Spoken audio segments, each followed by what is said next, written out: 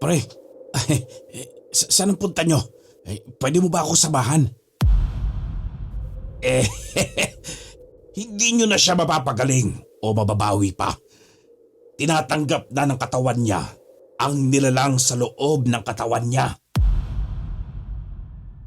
Paterno, pero hindi ko mabibigay ang gusto mo. Kung ganon, kalimutan na natin ang pagkakaibigan nating dalawa. Simula sa araw na ito, isa na kitang kaaway.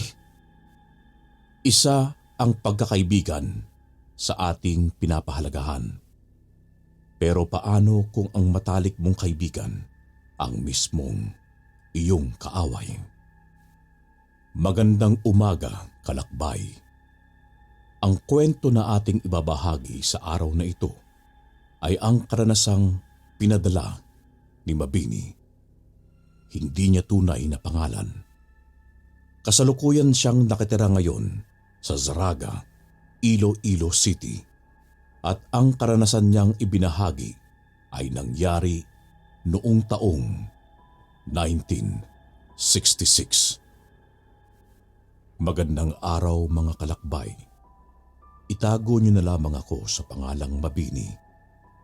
Nakatira kami ng aking ina na itatago ko na lamang sa pangalang Tamasa sa Zaraga, Iloilo City. Taong 1966. Nasa edad 20 anyos na ako noon at ang baryo namin ay wala pa halos kabahayan. Magkalayo ang bawat isa at napapalibutan ang aming baryo ng kakahuyan. Ang mga kabaryo namin ay nagtatrabaho sa palayan at nagsasaka sa bukid. Marami kaming mga pinagkakakitaan sa aming baryo. Pero ang trabaho namin ni Nanay Tamasa ay ang manggamot sa mga may sakit, sinasaniban o kaya ay mga inaswang. Sa makatuwid, albularyo kami ni Nanay at ang tungkulin namin ay ang tumulong sa aming kapwa na walang ibang hinihinging kapalit. Depende na rin sa tao naming ginagamot kung bibigyan nila kami ng bayad o kaya ay pagkain na siyang makakatulong din sa amin. Simula bata pa ako ay nasanay na ako sa ganoong kalakaran. Kaya namana ko na rin ang gawain ni Nanay na magkatulong na kaming dalawa sa paggamot. Kaya kung may mga masamamang tao na nagtatangka kay Nanay, ay naroon ako palagi para tulungan siya.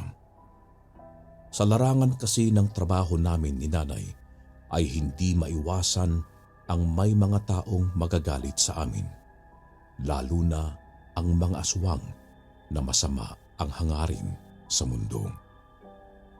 Mayroon namang mga aswang na walang ibang hangad kundi kapayapaan. Isang umaga ay maaga akong pinaligpit ni Nanay. Minamadali niya rin ako dahil kailangan daw naming umabot sa bayan bago pumatak ang 9:00. Sa panggagamot ay may sinusunod kaming kalakaran at oras upang hindi mawalan ng bisa ang aming kakayahang dalawa. Pasado 7:00 na ng umaga nang kami makarating sa bayan at agad naming hinanap ang bahay ng matandang lalaki na magpapagamot sa akin. Pagkarating namin sa bahay, nang gagamutin namin ng araw na yon, ay naramdaman ko na agad ang malakas na enerhiyang nagmumula sa loob. Nilingon ako ni Nanay at base sa tingin na ibinigay niya sa akin ay may kakaiba nga sa bahay na yon. Pagpasok pa lang namin ay bumungad na agad sa amin ni Nanay si Aling Paseta na lumulutang sa ere. Sinasaniban ito, nanlilisik ang mga mata habang nagsasalita gamit ang matalim na boses. Boses ng lalaki. Agad na kumuha ako ng mga gamit para mawala ang sanib sa katawan ni Aling Paseta, habang si Nanay ay sinimulan na ang pagdarasal. Ang pamilya naman ni Aling Paseta ay mabilis na lumayo sa kanya at tumungo sa aming likuran. Rinig na rinig ko rin ang kanilang dasal na wari bang natatakot din sa kung ano ang maaaring mangyari. Sinabitan ko ng rosaryo si Aling Paseta nang bumaba siya sa sahig at doon nagwala. Nagagalit ito habang nanlilisik ang mga mata. Bali-bali ang kanyang mga kamay at paa habang nakatingin siya sa amin ni Nanay. Ilang sandali pa'y gumapang siya at sinakal niya ako sa leeg. Naramdaman ko ang pagbaon ng kanyang mga kuko sa aking balat. Sobrang lakas ni Aling Paseta at kahit ano ang aking gawin ay hindi ko magawang makawala sa kanya. Nilakasan palalo ni Nanay ang dasal at napahinga ako ng maluwag nang bitawan ako ni Aling Paseta. Habol ko ang aking hininga habang paatras mula sa kanya. Naramdaman ko ang kakaibang enerhiya na nagmula sa katawan ni Aling Paseta at nakasisiguro ko na ang enerhiyang yun ay mula sa isang malakas na engkanto. Umalis ka na ngayon sa katawan ni Aling Paseta kung ayaw mong parusahan kita! Tumawa lang ng malakas ang nilalang na nasa loob ng katawan ni Aling Paseta na para bang pinagtatawanan niya kaming dalawa ni Nanay. Nilapitan ko si Aling Paseta at walang pagdadalawang isip na dinikit ang aking hintuturo sa kanyang noo. Kasabay nun ay sinabayan ko na ang dasal ni Nanay. Umalingaw-ngaw ang nakakakilabot na sigaw na engkanto sa buong kabahayan ni Aling Paseta. Makalipas ang ilang sandali ay unti-unti na siyang kumalma. Lumayo ako kay Aling Paseta nang maramdaman kong wala na ang nilalang sa kanyang katawan. Nilingon ko ang pamilya ni Aling Paseta at sinabihan sila na hindi na sila babalikan ng engkanto. Siya nga po pala, humingi ho kayo ng tawad sa engkanto na nagambala ninyo sa pagputol ng punong kahoy. Hindi na rin niya po kayo gagambalain dahil nabigyan na po namin siya ng babala. Malaki ang pasasalamat ni Aling Paseta sa amin noong nagkamalay na siya. Doon na kami kumain ni Nanay ng tanghalian sa tahanan nila Aling Paseta bago kami umuwi ng bahay. Hindi rin namin naiwasan na mapag-usapan ni Nanay ang tungkol sa nangyari sa amin. Maraming mga bilin sa akin si Nanay na siyang isinisiksik ko sa aking isipan. Pagsapit ng 2:00 ng hapon ay nagpaalam ako sa kanya na magkikita kami ng aking kaibigan na si Paterno. Binalaan pa ako ni Nanay na mag-iingat daw ako sapagkat anak ng aswang ang kaibigan ko. Baka raw may gawin sa aking masama si Paterno at naghahanap lang to ng pagkakataon na paslangin ako. Sinabi ko naman sa kanya na mabait si Mang Diaz at si Paterno. Hindi na noon kumibo si Nanay at sinabi na lang sa akin na mag-ingat na lang ako. Pagkarating ko sa labasan ng aming baryo ay nakita ko na agad si Paterno na nakasilong sa ilalim ng puno. Patpatin ang kanyang katawan at parang isang ihip na lang ng hangin ay liliparin na siya. Kahit ganun pa man ay maasahan siya sa lahat ng bagay. Masipag siyang tao at mabait na kaibigan sa akin. Kaya hindi ko lubos maisip na isa siyang aswang tulad ng kanyang ama na si Mang Diaz. Kilala si Mang Diaz bilang isang malakas na aswang sa aming baryo. Walang lumalapit sa kanyang mga kabaryo namin dahil sa takot. Maging ganon din kay Paterno. Wala sa kanyang kumakaibigan. Kaya noong kinaibigan ko siya ay naging masaya siya dahil kahit papaano ay may isang tulad ko sa buhay niya. Mabait din naman sa akin si Mang Diaz. Masasabi mo na hindi naman sila masamang aswang. Uy, pre! Pre! Nandiyan ka na pala! Di kita napansin ah! Ikaw tong malalim ang iniisip eh. Kaya hindi mo ako napansin na dumating. Oh, nasa na pala yung lakad natin ngayong hapon? Samahan mo naman ako pre, sa bukid namin. Pinapakuha kasi ni tatay yung kalabaw namin at ang 5 sakong palay. Wala akong katulong sa pagbuhat at pagdala sa 2 naming kalabaw. Hindi naman sumama sa akin si tatay dahil may sakit siya ngayon. Abay, sakto pre. Wala naman kami lakad ngayon ni nanay eh. Kaya masasamahan talaga kita. Halika na, at ang hindi tayo maabutan ng gabi sa daan. Tumango na lamang sa akin si Paterno at nauna siyang lumakad patungong bukid. Halos 1 oras ang nilakad naming dalawa hanggang sa makarating kami sa kanilang palayan. Tumungo agad kami sa isang kamalig kung saan doon nakalagay ang kanilang 5 sako ng bigas. Nilabas muna namin yon bago kami tumungo sa pinaglalagyan ng kanilang 2 kalabaw. Habang pabalik kami sa kamalig ay hindi maiwasan ni Paterno ang tanungin ako. Pre, may tanong ako. Oh, ano yun? Hindi ka ba natatakot sa akin pre? Bansag sa buong nayon natin na anak ako ng malakas na aswang. Anumang oras ay pwede kitang salakayin o kaya ay biktimahin. Sus, malaki naman ang tiwala ko na hindi mo yun magagawa sa akin. Ilang taon na ba tayong magkaibigan ha? Kung may balak ka na sanang masama sa akin, di sana noon mo pa ginawa yon, di ba? Pero hindi. Kaya naniniwala ako na hindi ka naman masamang aswang. Ayaw mo nun? Magtulungan na lang din tayo para puksain natin ang ibang aswang na talagang pumapatay. Handa akong tumulong pre. Basta sa ikabubuti ng mga kabaryo natin. Kakausapin ko nga rin si tatay tungkol sa bagay na yan nang matulungan namin kayo ni Aling Tamasa. Yan ang gusto ko talaga pre. Panigurado talaga na matutuwa si nanay sa balitang to. Siya, bilisan na natin at na makauwi na tayo.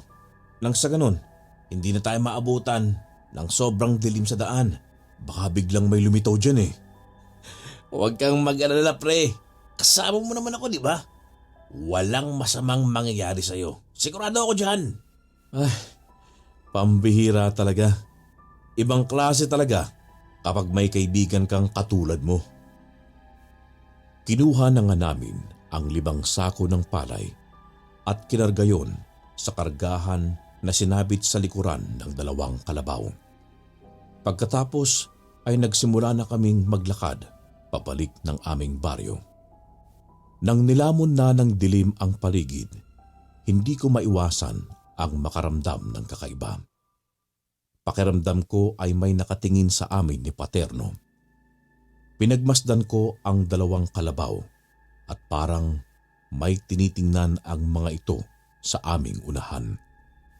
Humahangos sila na wari bang may masamang nilalang sa paligid.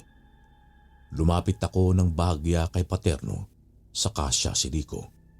Binulong ko sa kanya ang aking naramdaman. Akala ko pre, ako lang ang nakapansin. Kanina ko pa pinagmamatyagan ang buong paligid at mukhang may kakaiba nga. Pre, dito ka lang ha. Titingnan ko lang ang paligid. Hindi pre, iiwan na muna natin ang 2 kalabaw. Itali muna natin sa puno. Saka titingnan natin ang buong paligid kung ano ang pakiramdam na yun. Tumango ako sa plano na yun ni Paterno. Tinali nga namin ang 2 kalabaw sa puno Saka namin tinignan ang buong paligid. Magkasabay kaming dalawa at tumungo sa masukal na damuhan.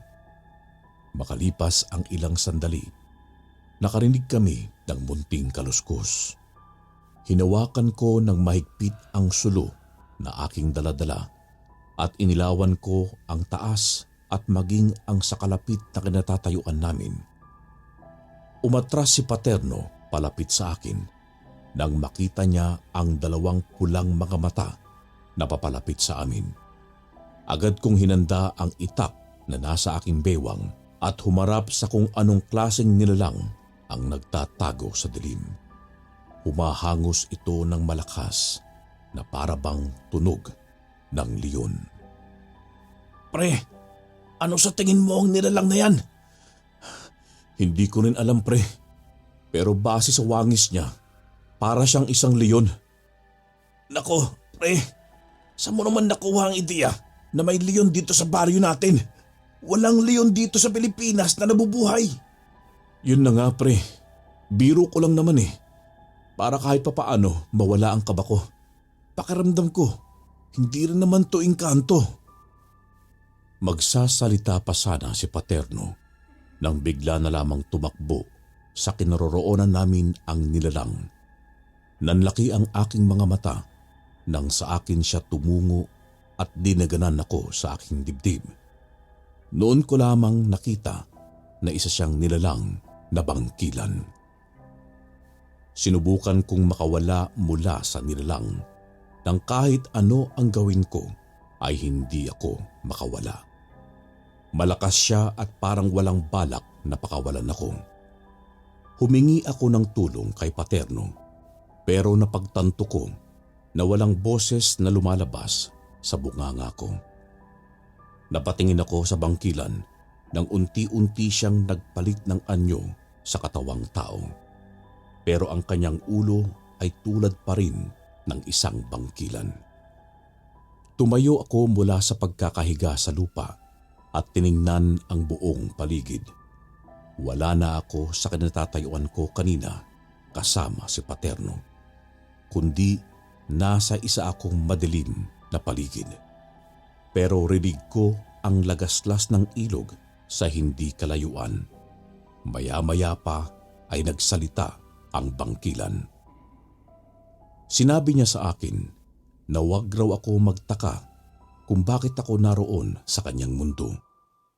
Nagpakilala siyang isang engkanto ng mga bangkilan at naroon siya upang protektahan ang kagubatan. Narinig daw niya ang pinag-uusapan namin ni Paterno kaninang hapon tungkol sa aswang.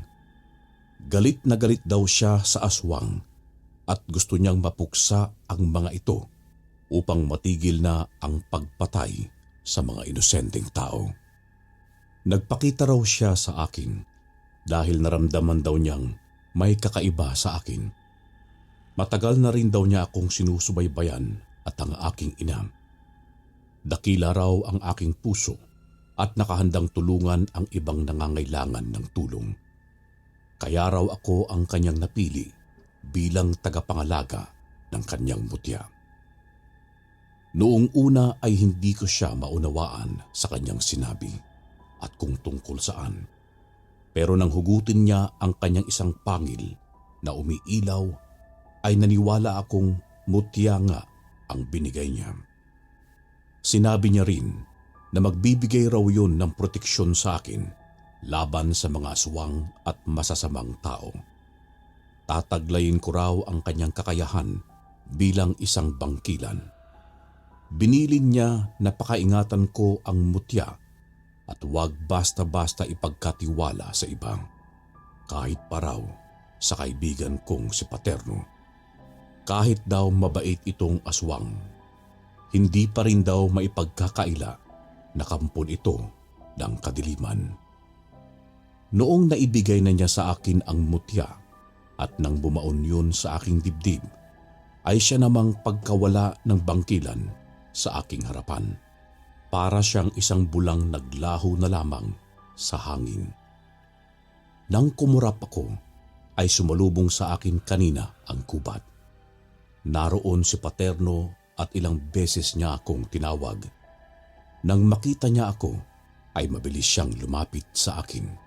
Uy, pre! Saan ka galing? Kanina pa kita tinatawag pero hindi ka sumasagot. Saan ka niya dinala? May ginawa ba siya sa iyong masama? Ayos lang ako, pre. Kinausap niya lang ako na mag-iingat daw tayo sa pag-uwi. Lugar niya pala ang gubat na to. Ganun ba? Sige na, halika na pre. Baka magalit siya ulit sa atin at hindi na tayo dito makadaan. Tinulungan ako ni Paterno na makatayo. Sa mga sandaling yun ay hindi ko sinabi sa kanya ang tunay na nangyari. Na binigyan ako ng mutya ng bangkilan. Mas mabuti na rin na hindi alam ni Paterno ang bagay na yun para hindi siya masaktan na laban yon sa mga aswang at masasamang nilalang. Alam kong masasaktan ang damdamin niya at magkakaroon pa ng lamat ang aming pagkakaibigan. Nang makarating na ako sa bahay, ay naghiwalay na kaming dalawa ni Paterno. Sinabi ko sa kanya na ihahatid ko na siya pauwi pero tumanggi siya. Kaya naman daw niya ang kanyang sarili. Hindi na rin ako nagpumilit noon sa kanya at nagpaalam na rin. Nang makaalis si Paterno ay agad akong pinakain ni nanay ng hapunan. Nasambit ko rin sa kanya ang tungkol sa mutya ng bangkilan. Sinabihan ako ni nanay na dasalan ko raw yun tuwing Biyernes at Miyerkules. Nang sa ganon ay mas lalong lumakas ang mutya. Malaki raw ang may tutulong ng mutya sa akin sa pagsugpo ng mga aswang at masasamang tao sa mundo. Lumipas ang mga araw at hindi naman kami naging abala ni nanay sa paggamot. Wala rin kaming nababalitaan na mga aswang na gumagambala sa aming nayon. Napagtanto namin ni nanay na baka raw nagpapalipas lamang ng oras para sumalakay muli. Nabanggit ko rin kay nanay noon ang tungkol sa kagustuhang makatulong ni Paterno sa pagpuksa ng mga masasamang aswang. Noong una ay hindi naniniwala si nanay sa akin. Pinag-iingat niya pa rin ako. Sa mga sandaling yon, hindi ko na pinagpilitan pa ang gusto kong mangyari. Hinayaan ko na lamang si nanay sa kung ano ang isipin niya. Napagdesisyonan ko na tumungo sa bahay ng aking kaibigan. Naabutan ko si Mang Diaz sa labas ng kanilang bahay na nagbibilad ng kanilang palay sa kanyang bakuran. Natigilan siya sa kanyang ginagawa nang makita ako. Ramdam ko ang pag-init ng aking mutya sa mga sandaling yun at para akong nilalagnat. Hindi ko alam kung bakit ganoon na lamang ang naramdaman ko nang makita si Mang Diaz. Naalala ko ang sinabi sa akin ng bangkilan na pinoprotektahan ako ng mutya laban sa mga masasamang aswang at mga tao o nilalang. Magandang hapon po, Mang Diaz. Nandyan po ba si Paterno? Ikaw pala, Bini. Nasa itaas siya ng bahay at nag-aayos ng bayong. Bakit? Saan ba kayo pupuntang dalawa? Yayain ko po sana siyang pupunta sa bayan. Sige. Saglit lang at tatawagin ko. Tumango na lamang ako kay Mang Diaz nang mabilis siyang pumasok sa loob ng kanilang bahay. Napansin ko ang pagtingin niya sa akin at ang pag-iwas. Hindi ko rin alam kung ano ang ibig sabihin nun. Napadama ako sa aking dibdib kung saan banda nagiinit ang mutya at sa sandaling yun, kaunti na lamang ang nararamdaman kong sakit doon. Nakalipas ang ilang sandali, ay narinig ko ang pagtawag sa akin ni Paterno. Agad akong limingon sa pinanggalingan ng kanyang boses. Lumapit sa akin sa Paterno habang dala-dala ang isang bayong. Bakit may dala kang bayong? Hindi ba't pupunta tayo sa bayan? Siyempre, magdadala ako ng bayong. At baka mamaya may bibilin ako. Sige, ikaw ang bahala. Oh, nga pala. Ayos lang ba ang tatay mo, pre? Kanina kasi, namumutla siya nang makita ko. Wala ba siyang sakit? Wala yun, pre. Kahapon pa kasi siya nangihina. Masama lang konti yung pakiramdam niya. Pero huwag kang mag-alala. Gagaling din siya. Ayos lang ba na iwan mo siya? Baka mamaya kung kailangan niya pala ang tulong mo. Nako, hindi pre. Sabi niya kaya naman daw niya. Saka si tatay pa ba? Malakas yun. Hindi na ako nagsalita pa at hinila na si Paterno patungong sakayan ng tricycle. Napansin ko noong hinawakan ko siya ay agad niyang binawi ang kanyang kamay mula sa akin. Napansin ko rin na ang layo niya sa akin nang nakaupo sa tricycle. Parang iniiwasan niya ako. Nang tingnan ko siya ay nakita kong namumutla ang kanyang mga labi.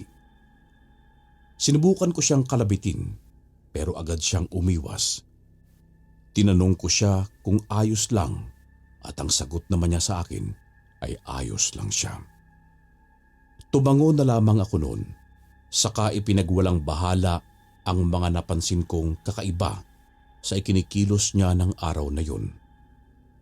Tumungo kami sa palengke pagkarating sa bayan at namili ng mga gamit na siyang gagamitin namin sa bukid.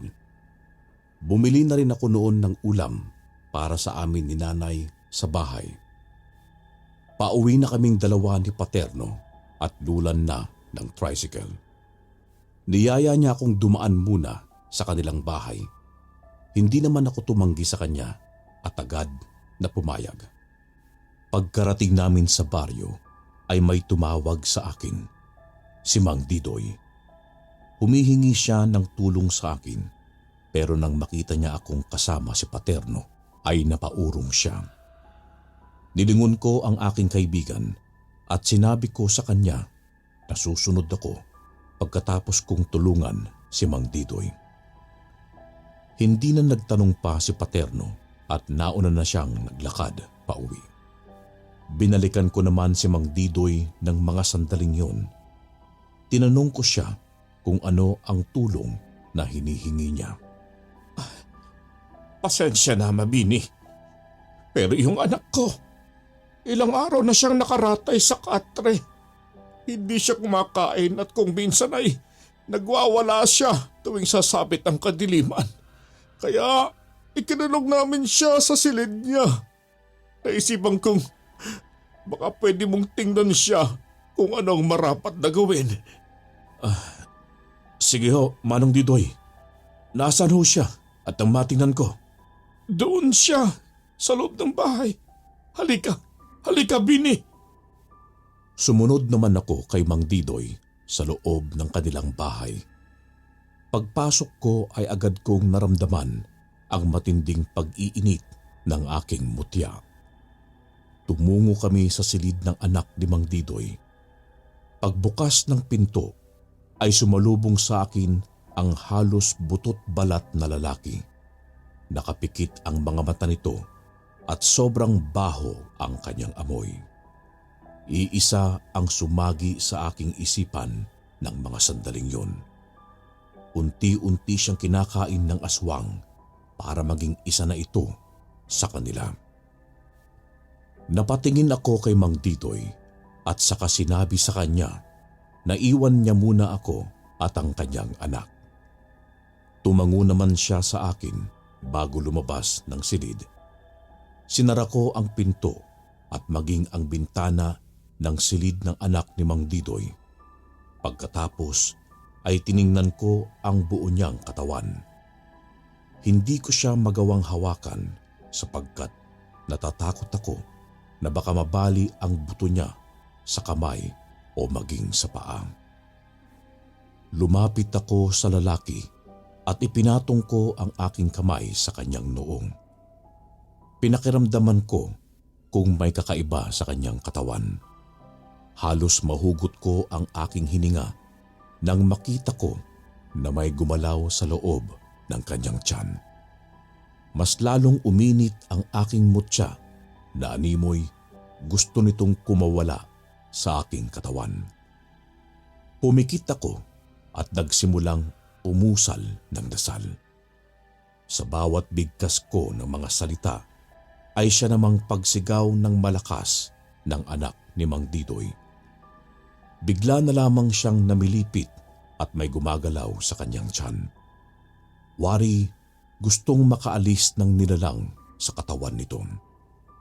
Mas nilakasan ko ang pagdarasal ng Latin hanggang sa kumalma ang nilalang sa loob ng tiyan ng lalaki. Pinagmasdan ko siya at naging normal na ang kanyang paghinga.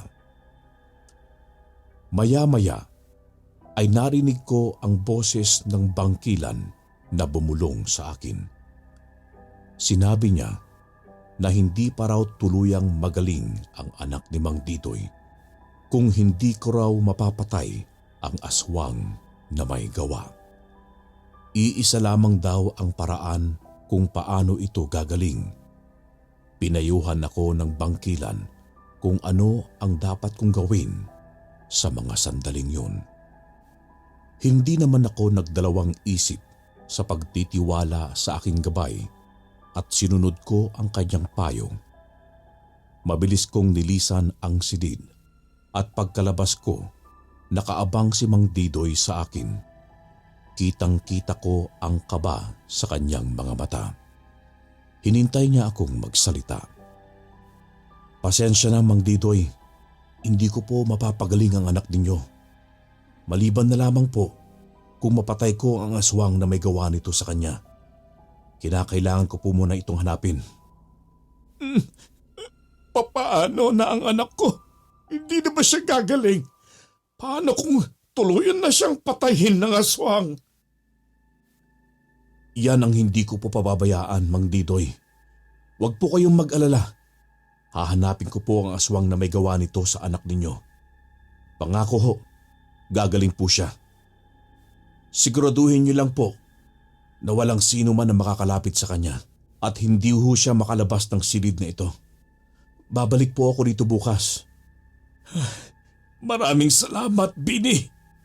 Aasahan ko yan. Gabayan ka nawa ng Diyos.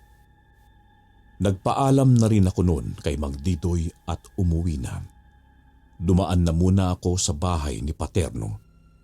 Niyaya nila akong dalawa ni Mang Diaz na doon na kumain sa kanila. Pero mariin akong tumanggi.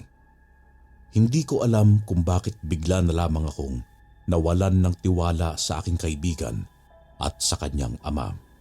Kahit na naging mabait sa akin si Paterno ng ilang taon, sa kabila ng kanyang pagiging aswang, hindi ko pa rin siya lubusang kilala. Maaari na isa silang mag-ama ang may gawa sa anak ni Mang Didoy.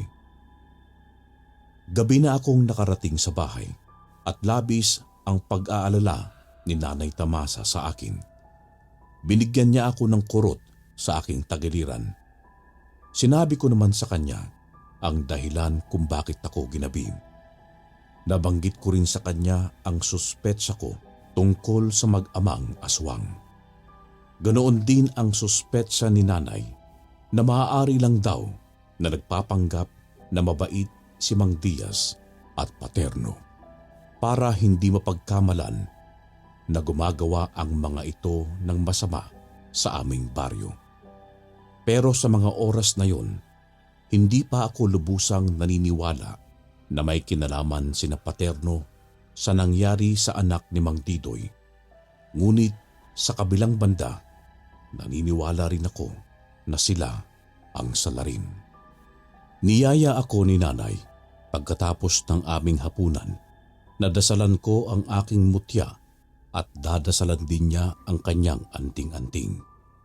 Bago kami natulog ay pinagplanuhan muna namin kung paano hahanapin ang aswang na gustong kunin ang anak ni Mang Didoy.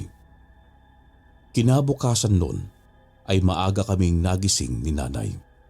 Naabutan namin si Paterno sa bakuran at mukhang hinihintay ako. Naramdaman ko ang pagtapik ni Nanay at pagkurot sa aking likuran. Siguro sa mga sandali na yon, umiinit din ang kanyang anting-anting dahil ang aking mutya ay ganoon ang naging reaksyon pagkakita ko at paglapit kay Paterno. Pre, saan ang punta nyo? Pwede mo ba ako samahan? Nako, pre, may lakad kami ngayon ni nanay eh. Kailangan kasi naming puntahan ngayon yung anak ni Mang Didoy. Mamaya na lang pre, samahan kita. Ay, ganun ba? Sige pre, mamaya na lang. Nagpaalam na ako sa kanya at nagpatuloy sa aming lakad ni nanay. Pagkarating namin sa bahay ni Mang Didoy, ay tiningnan namin ang kanyang anak. Kumuha si nanay ng pirasong papel at dinasalan namin yon. Inaasahan namin na lalabas doon ang aswang na may gawa nun sa anak ni Mang Didoy. Kumuha ako ng ilang hibla ng buhok ng anak ni Mang Didoy para ipitin sa papel na dinadasalan. Halos kalahating oras naming ginawa ni nanay ang pagdarasal hanggang sa matapos. Binuksan ni nanay ang papel at nakita namin doon ang pangalang gumimbal sa mundo ko. Napatingin ako kay nanay at ganoon din siya sa akin. Nakita namin ang pangalan ni Mang Diaz sa pirasong papel. Kinuha ko kay nanay ang papel, saka ko kinusot ang aking mga mata para siguraduhin na hindi lang ako namamalikmata. Pero nang mabasa ko ulit ang nakasulat doon, ay ang pangalan talaga ni Mang Diaz. Tinanong ko pa si nanay kung totoo ba ang lumalabas doon. At sinagot niya naman akong totoo. Binanggit niya rin na ilang beses na rin daw namin yung ginawa noong nanggagamot kami at kahit kailan hindi nagkakamali yun. Huminga ako ng malalim, saka nag-aalala na nakatingin kay nanay. Tumango siya sa akin at tinapik sa aking balikat. Alam ko ang gusto niyang iparating sa akin sa mga sandaling yun. Kinakailangan kong tanggapin ang katotohanan na si Mang Diaz ang may salarin kung bakit ganoon ang nangyari sa anak ni Mang Didoy. Pagkatapos naming bigyan ng huling dasal ang anak ni Mang Didoy, ay binigyan din namin ito ng anting-anting laban sa mga aswang at masasama ang loob. Malaki rin ang pasalamat sa amin ni Mang Didoy noong nagpaalam na kami sa kanyang umalis. Pinangako rin namin sa kanya ni nanay na hahanapin namin ang aswang na may gawa nun sa kanyang anak. Hindi na namin sa kanila sinabi na ang may gawa nun ay kabaryo lang din. Noong pauwi na kami ni nanay, ay napag-usapan naming dalawa kung paano namin kukumbinsihin si Mang Diaz na hindi sinasaktan. Inamin ko sa kanya ng araw na yon na nahihirapan akong mag-isip dahil ama ni Paterno ang pinag-uusapan namin. Nauunawaan naman ako ni nanay, pero sinabi niya na kinakailangan daw naming gampanan ang aming tungkulin. Wala na akong nagawa nun kundi ang pumayag sa gusto ni nanay. Mas pipiliin ko pa rin ang tumulong sa aking kapwa dahil yun naman ang alam kong tamang gawin sa mga sandaling yun. Pagsapit ng hapon ay nagdesisyon kami ni nanay na tumungo sa bahay nila Mang Diaz at Paterno. Ilang beses muna kami nagtawag sa kanilang bakuran bago lumabas si Mang Diaz at harapin kaming dalawa ni nanay. Naging malayo ang kanyang distansya sa amin at takot na makalapit. Alam kong natatakot siya sa anting-anting ni nanay at sa aking mutya. Anong ginagawa niyo ritong dalawa? Wala rito si Paterno. Kung siyang hinahanap niyo, nasa bukid pa siya. At mamaya pa siguro siya uuwi. Hindi ho siya ang sadya namin ni Nanay, Mang Diaz. Nandito ho kami para kausapin ka tungkol sa kalagayan ng anak ni Mang Didoy. Eh, gayong alam na ninyo na ako ang may pakananon sa anak niya. Anong magagawa ninyo? Hindi nyo na siya mapapagaling o mababawi pa. Tinatanggap na ng katawan niya ang nilalang sa loob ng katawan niya. Isa lang ang ibig sabihin nun. Tuluyan na siyang magiging alipin ko. Bakit niyo ho ba yun ginawa, Mang Diaz? Akala ko ho ba nagbago na kayo? Akala ko'y mabait kayo. Yun pala hindi. Oh, bakit? Kailan ko ba sinabi sa'yo na mabait ako, bata? Si Paterno lang sa'yo ang mabait. Kung hindi dahil sa anak ko, baka matagal ko na kayong pinatay na dalawa. Kung hindi rin kay Paterno, baka matagal ka na namin kinalaban ni Nanay. Ngayon, Mang Diaz, bawiin mo ang ginawa mo sa anak ni Mang Didoy. Kung hindi, ay baka mapilitan kaming dalawa ni Nanay na kalabanin ka. Wala akong dapat na bawiin. Ginawa ko lang ang bagay na yun para hindi ako mamatay. Alam lahat ni Paterno ang ginawa ko, kaya hindi niyo ako mapipilit. Kung ganon, wala na akong magagawa pa, Mang Diaz, kundi ang kalabanin ka namin. Sige, tinatanggap ko ang hamon ninyo. Mamayang gabi, sa parang. Nilingon ko si Nanay nang maramdaman ko ang pagkalabit niya sa akin. Hinila niya ako papalayo kay Mang Diaz. Sinabi niya sa akin na kailangan na naming umuwi sa mga oras na yun. Tiningnan ko muli si Mang Diaz at isang nakakalokong ngiti ang sumilay sa kanyang mga labi. Umuwi na nga kami ni Nanay, saka naghanda ng mga kagamitang gagamitin namin sa pakikipaglaban kay Mang Diaz. Bandang 5:30 ng hapon nang marinig ko ang boses ni Paterno sa labas. Hindi ko sana siya haharapin kung hindi ko narinig ang pagmamakaawa niya. Sa mga sandaling yun, alam ko na kung ano ang dahilan ng pagpunta niya sa bahay. Nang lumabas ako ng aking silid, naabutan ko si Nanay sa sala. Umiling siya sa akin at alam ko na kung ano ang nais niyang iparating sa pag-iling na yun. Bumaba ako ng bahay at hinarap ko si Paterno. Agad siyang lumapit sa akin at hinawakan ako sa aking braso. Pre, pakiusap naman. Huwag niyo nang ituloy ng nanay niyo ang paglaban mamaya kay tatay. Nagmamakaawa ako sa'yo, pre. May malalim na dahilan kung bakit niya yung ginawa sa anak ni Mang Didoy. Kung ganon, matagal mo na palang alam. Pero hindi mo sinabi sa akin. Saan ang pangako mo na wala kayong ginagawang masama ng tatay mo sa mga tao? Akala ko ba mababait kayo? Yun pala, isa rin kayo sa mga masasamang aswang. Kaibigan kita. Paterno, nakikita ko mabait ka at tunay. Ngayon, hindi ko na alam kung ano pa ang totoo sa hindi. Nagawa ko lang pagtakpan si tatay. Dahil ayaw ko siyang mamatay, pre. Masama ba na maging makasarili ako para sa aking ama, ha? Bakit? Di ko naman itatanggi ang bagay na kung pwede naman, di ba? Buhay ng tatay ko ang nakasalalay dito. Kaya mas gugustuhin ko mamatay ang anak ni Mang Didoy kapalit ng pagkabuhay ng aking ama. Noon ko napagtanto na hindi lang bilang alipin ang gustong mangyari ni Mang Diaz sa anak ni Mang Didoy, kundi gawin itong katawan niya. Binubuhay niya ang nilalang na mula sa kanya sa katawan ng anak ni Mang Didoy para hindi siya mamatay.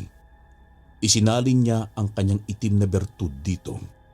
Kumuyom ang aking kamay dahil sa galit. Pinapahalagahan ko ang pinagsamahan namin ni Paterno, pero hindi ko makakaya na may mamatay na inosente dahil lang sa pansarili nilang interes. Pasensya na, Paterno, pero hindi ko maibibigay ang gusto mo. Kung ganon, kalimutan na natin ang pagkakaibigan nating dalawa. Simula sa araw na ito, isa na kitang kaaway. Bago pa ako makasagot, ay mabilis na lumisan si Paterno. Paglingon ko sa bahay ay nakita ko si nanay na nakatayo sa bandang pinto at matamang nakikinig pala at nanonood sa aming pag-uusap ni Paterno. Tumango siya sa akin na wari bang sinasabi na magiging maayos ang lahat at tama ang aking ginawa. Pagsapit ng gabi ay tumungo kami sa parang. Habang naghihintay sa pagdating ni Mang Diaz ay dinadasalan namin ang aming anting-anting at mutya. Makaraan ang ilang sandali ay dumating na nga si Mang Diaz at sa hindi ko inaasahan kasama niya ang anak na si Paterno. Kitang-kita ko ang galit sa kanilang mga mata habang nakatingin sa amin. Tumayo kami ni nanay mula sa pagkakaluhod at hinarap namin silang dalawa. Magkaharap si nanay at Mang Diaz habang ako ay kaharap ko si Paterno. Kahit ni konting pagmamalasakit at awa ay wala akong makita sa mga mata niya. Nakikita ko ang puot at galit sa mga mata niyang nakatingin sa akin. Simulan na natin ang laban na ito. Wala na dapat hinihintay na oras at pagkakataon. Nandito lang naman kayo para patayin kami ng anak ko, hindi ba? Para iligtas ang anak ni Ditoy. Pwede naman pong hindi umabot sa ganito, Mang Diaz. Hayaan niyo ho na tulungan ka namin ni nanay na gumaling sa sakit niyo. Malay ho ninyo at baka makatulong kami. Hindi na. Hindi ko kailangan ng tulong ninyo. Huwag ka nang magbait-baitan, Mabini. Alam ko na wala kayong intensyon na mag-ina. Nabuhayin kami. Balak nyo talaga kaming patayin. Hindi. Hindi totoo yan. Hayaan niyo kaming dalawa ni nanay na humanap ng gamot para kay Mang Diaz. Pinapangako ko nagagaling siya. Albularyo kami ni nanay. Kaya sigurado ako mahanapan namin ng gamot ang tatay mo sa kanyang sakit. Medyo nahimasmasan si Paterno ng mga sandaling yun. Napatingin siya sa kanyang ama na mukhang nagulat din. Ang galit na namumuo sa kanilang mga mata ay napalitan ng pag-asa na tumingin sa amin. Napangiti akong tiningnan si nanay. Tinapik niya ako sa balikat at saka siya ngumiti. Parang pinaparating niya sa akin na nagtagumpay ang aming plano. Kaya noong medyo bumaba na ang tensyon na namagitan sa amin at kina Paterno, ay napag-usapan na namin ang tungkol sa sakit ni Mang Diaz. Sige, binabawi ko na ang nilalang sa anak ni Ditoy. Pero ipangako nyo rin sa akin na pagagalingin ninyo ako. Makakaasa ho kayo ni Paterno sa amin ni nanay. Pagkatapos ng gabing yun, ay walang araw na hindi kami tumutungo sa bahay nila Paterno para tingnan ang kalagayan ni Mang Diaz. Nakaratay na siya sa katre at may malubhang karamdaman na hindi maipaliwanag kung saan at ano. Sa kabutihang palad naman ay gumaling ang anak ni Mang Ditoy na siyang malaki namang pinagpapasalamat sa aming dalawa ni nanay ng matanda. Lumipas ang mga araw at hindi pa rin namin matukoy ni nanay ang sakit ni Mang Diaz. Wala pa kaming alam kung paano ang gagawin para mawala ang sakit nito. Isang araw ay masinsinan kaming nag-usap ni nanay tungkol sa paraan ng paggamot namin kay Mang Diaz. Ang naisip naming solusyon ay ang kunin ang bertud sa katawan nito. Sa gayong paraan ay mawawala ang pagkaaswang nito at maaaring gumaling siya sa kanyang sakit. Sinabi namin ang tungkol sa bagay na yun kay Paterno. Noong una ay nagdadalawang isip pa siya at ayaw pumayag sa gusto namin ni nanay. Pero sa huli, sa kagustuhang mailigtas ang ama mula sa kamatayan ay pumayag siya. Isinagawa namin ni nanay ang ritual sa paggamot sa aswang. Naging matagumpay naman kaming dalawa. Nakuha namin ang bertud sa katawan ni Mang Diaz. Ikinatuwa namin yung dalawa ni nanay at siyang pinagpasalamat sa amin ni Paterno. Naging mabuti ang kalagayan ni Mang Diaz sa mga sumunod na araw. Akala naming dalawa ni nanay ay maayos na ang lahat. Pero dumating ang araw na bigla na lamang nanghina si Mang Diaz na ipinagtaka naming dalawa ni nanay. Maging si Paterno ay hindi rin maipaliwanag ang nangyayari. Sinabi sa akin ng bangkilan, ang gabay ng aking mutya, na dahil sa isang aswang si Mang Diaz at sa buong buhay nito ay nakadepende ang katawan sa bertud. Kaya mamamatay pa rin si Mang Diaz kahit na ano ang mangyari. Kaya kinakailangang ipasa ang bertud sa ibang tao para tuluyan na mabuhay ang katawan ni Mang Diaz. Sinabi ko ang tungkol doon kay Paterno at labis siyang nagalit sa akin. Ano? Masaya ka na ba? Na mamamatay na ang tatay ko? Nasaan? Nasaan ang pangako mo na pagagalingin mo siya? Pinatay niyo siya! Pasensya na pre, hindi ko alam na ito ang kalalabasan ng paggamot namin ni nanay sa tatay mo. Kahit na! Pinangako mo sa akin na gagawin mo ang lahat para tulungan ang tatay ko. Pero anong ginawa niyo? Unti-unti niyo siyang pinapatay. Simula sa araw na ito, sinusumpa ko, papatayin kita oras na mawala ang aking ama.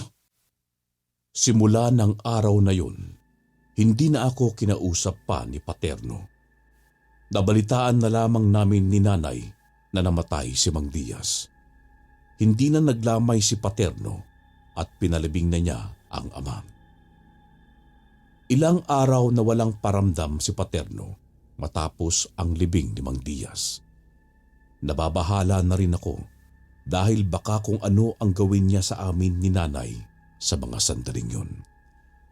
Ramdam ko ang galit niya sa amin at kung sakali man na maghiganti siya, handa naming haharapin yun ni nanay. Isang gabi ay abala kami sa paghahapunan ni nanay nang makarinig kami ng alulong ng aso sa labas. Pagkatapos nun ay may kalabog kaming narinig sa bubungan. Naramdaman ko ang pag-init ng mutya. Napatingin ako kay nanay na nakatingin din pala sa akin. Sinabi niya na naroon na raw si Paterno at hindi ito nag-iisa. Wala kaming sinayang na oras ni nanay at naganda kami sa labanang magaganap ng gabing yun. Hinanda ko ang buntot ng pagi at si nanay naman ay hinanda ang kanyang punyal na kinatatakutan ng mga aswang. Lumabas kami ng bahay ni nanay. Hinarap namin si Paterno at ang 4 na kasama niyang mga aswang. Papatayin ko kayong mag-ina ngayong gabi. Pagbabayaran ninyo ang ginawa niyong pagpatay kay tatay. Hindi tayo kailangang umabot sa patayan, Paterno. Pwede naman natin ito pag-usapan. Hindi mo na mabibilog ang ulo ko, Mabini. Nabilog mo na ang ulo namin ni tatay, kung saan humantong sa kamatayan niya. Kaya hindi na ako makikinig sa'yo. Di na kita kaibigan. Wala akong kaibigan na traidor. Kung ganon, wala na akong magagawa pa kundi patayin kayong mga aswang. Bumaling ako kay nanay at tumango siya sa akin. Nagsimula kaming magdasal ng Latin para mas lalong mapalakas ang aming mutya at anting-anting. Mabilis na sumugod sa akin si Paterno at ang kanyang 2 kasama. Ang 2 naman niyang kasama ay kay nanay sumugod. Umiwas ako sa kalmot na ginawa ni Paterno at ng kanyang dalawang kasama. Iniiwasan ko ang bawat atake nila. Pakiramdam ko sa mga sandaling yun, sinaniban ako ng kapangyarihan ng mutya ng bangkilan. Tumalas ang aking paningin sa dilim. Lumakas ang aking pakiramdam sa buong paligid at tila ako ay mas lalong naging matapang. Nagpakawala ako ng sipa at suntok kay Paterno. Bumulusok siya sa lupa habang nakangiwi. Sumugod muli ang kasamahan niya sa akin, pero mabilis ko silang pinagsusuntok sa katawan. Pakiramdam ko sa mga sandaling yun, ang suntok ko ay kasing lakas ng bangkilan. Wala na akong pinalampas na pagkakataon at hinampas ko sila ng buntot ng pagi. Umalingaw-ngaw sa buong kagubatan ang sigaw ng dalawang kasamahan ni Paterno. Tinawag ko si nanay at mabilis niyang sinaksak ang dalawa ng kanyang hawak na punyal. Nagdikit ang likod namin ni nanay at hinarap naming dalawa si Paterno at ang dalawa pang natitira niyang kasama. Galit na galit silang nakatingin sa amin na parabang kahit na anong oras ay nakahanda silang patayin kami ni nanay. Pero yun ang bagay na hindi ko hahayaang mangyari. Mabilis kong hinila ang kamay ni nanay, saka ko siya binuhat sa ere. Pinagsisipa ni nanay ang tatlo, dahilan para sumadsad sila sa lupa. Ako naman ang sumunod na naghampas ng buntot ng pagi sa kanila. Subalit, natigilan ako nang dumagan sa aking likuran si Paterno. Nakapagpalit na siya ng anyo sa mga sandaling yun. Para siyang isang taong oso. Pulang-pula ang kanyang mga mata. Matatalim ang mga ngipin at gusto na akong sakmalin. Hinawakan ko ang kanyang balikat pero agad akong napasigaw nang kagatin na lamang niya bigla ang aking braso. Subalit hindi ako nagpatinag doon. Hinila ko siya sa aking buong makakaya at hinampas ko ang kanyang katawan sa lupa. Kita ko ang paghihirap niya sa natamong sakit. Dinaganan ko siya sa kanyang tiyan at nagpakawala ako ng sunod-sunod na suntok sa kanyang mukha. Nakita ko kung paano siya bumalik sa anyong tao. Pinagmasdan ko ang duguang mukha ni Paterno at habol na niya ang kanyang hininga. Ilang sandali pa ay nawalan siya ng malay. Lumapit sa aking tabi si nanay at tiningnan niya ang sitwasyon ni Paterno. Sinabi niya sa akin na kailangan daw naming dalhin sa loob ng bahay si Paterno. Napatingin ako sa dalawa pang kasamahan ni Paterno at nagtatakbo ang mga ito palayo. Tumakas na ang dalawa at iniwan nila sa amin si Paterno. Tinulungan ako ni nanay na dalhin si Paterno sa loob ng aming bahay. Pagkatapos ay inihiga namin siya sa upuang kahoy. Itinali ko ang kamay at paa ni Paterno para siguradong hindi siya makawala. Kumuha ng mga kagamitan si nanay at inilapag niya yon sa maliit na mesang kahoy. Nagsindi siya ng 2 kandila at asenso. Kinuha niya ang isang basahin na Latin at ibinigay niya sa akin. Noong una ay nagtataka pa ako. Pero nang mahimasmasan na ako at malaman kung ano ang ginagawa ni nanay, ay tinulungan ko na siya. Dinasalan namin si Paterno. Ginawa namin ni nanay ang lahat para mapatay ang nilalang na bumubuhay sa loob ng kanyang katawan at mailabas ang itim na bertud. Nang magtagumpay kami ni nanay na mapagaling si Paterno, ay hindi namin mapigilan ang matuwa. Ilang araw na walang malay ang aking kaibigan. Kaya nang magising siya, ay labis na saya ang nadama ko.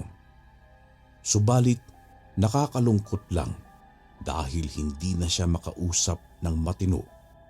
Siguro sa mga nangyari sa kanya ay tuluyan na siyang nawala sa katinuan. Ngunit kahit na ganoon ang nangyari sa aking kaibigan na si Paterno, kinupkup ko siya at inalagaan. May mga araw na nagwawala siya at galit na galit. May mga araw ding umiiyak siya at nagmumukmuk sa kanyang silid. Ginawa namin ang lahat ni nanay para bumalik siya sa katinuan. Dinala ko siya sa mga lugar kung saan madalas naming puntahan at sa kanilang lumang bahay ni Mang Diaz. Naging maayos naman ang kalagayan niya, subalit madalas din siyang atakihin. Hanggang sa dumating ang araw na natagpuan ko na lamang siya sa kanyang silid na hindi na humihinga. Naging masakit sa akin ang nangyari. Naunawaan naman ni nanay kung bakit ako naging lugmok ng ilang araw pagkatapos ng libing ng aking kaibigan na si Paterno.